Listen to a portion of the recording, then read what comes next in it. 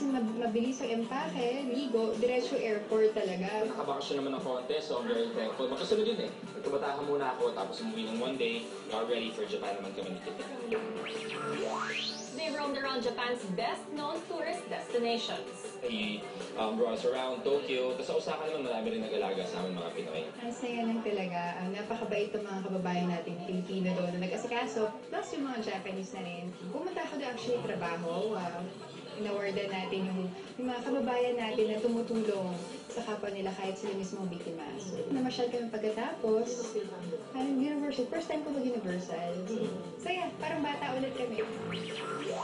Aside from sightseeing, they also splurged on food. Puro kain kaya nagsitabahan kami. Siya hindi, ako oo. Oo. Lahat ng pwede maisip, puro kain na kami nakain doon. Oo, yun ang pinaka-importante naman talaga. Nag-enjoy kami talaga. Saka kain. Kain talaga. Puro kain. Parang nangatang yata namin doon kung saan yung pinakamasarap na ganyan. Diba? Minsan lang naman namin gagawin. So, todo talaga namin. During the trip, Angel realized that they do click as partners. The Japan trip was a test on how well they'll adapt to each other's differences. Ayun naman, kasi doon masusukat kung akala ko bang tiisin tong taon to na, lalo na pag nagka-travel, di ba? Magkaiba kayo ng gusto, mag-iba kayo ng gising, ganyan. Yung kaya mo ba tiisin yung tao na to na ganyan? And happy ako kasi wala kaming problema. Happy ako na ganun siya noong matulog ko siya pa nga yung nagpapatulog. Tapos ako, gusto ko gising ako kasi gusto ko naman mag-spend ng time sa kanya, di ba? Ano kami, sobrang swak. Pero sabi nga namin na, kumbaga, I'd like to think I know her very well already. So kaya kumbaga, it's just a very special vacation that we got to take. They flew back home just in time for the airing of The Legal Wives finale. Because of the sweetness overload seen in their pictures, thousands of their followers were raving about the possibility that Luis has already proposed to Angels and even talked about a secret wedding in Japan. Both Luis and Angel denied the speculations. Angel says, Hindi na rin yung hinigaw, Hindi. Wala pang ganun. Pero hindi naman, parang nangyayari rin naman yan. Pero hindi doon sa Japan. Tingin din naman namin, di ba? Pero wag na natin siguro pangunahan lahat ng mga bagay. But right now, ina-enjoy namin lahat. Sobrang masaya kami. At tingin din naman namin sa isa't isa, yun na talaga yun eh. Wala pa talaga malalaman yung first hand if may engagement, if may magpapakasal, wala pa.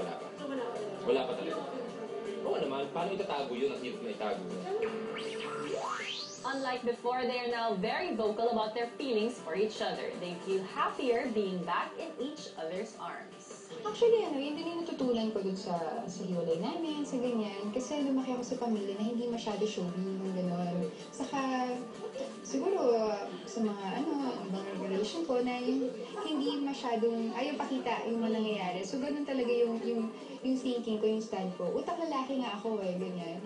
Tapos, hindi sa totoo lang, para kang lalaki mag-isip na hindi naman sa pinagdadamot, kundi, ganun ka lang talaga. Ganun ka lang kuya sa person. Tapos, natutunan mo na, ang sarap ng pakiramdam pag proud sa'yo ang karelasyon mo, diba? So, ganun ang pinaparamdam niya sa akin. Nabalik ko lang din naman.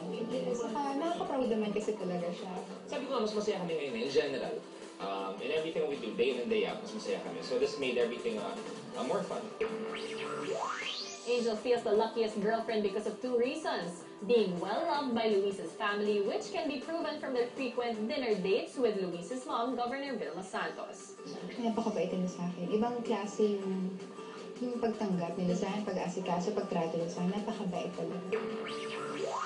She also receives full support from Luis when it comes to her career.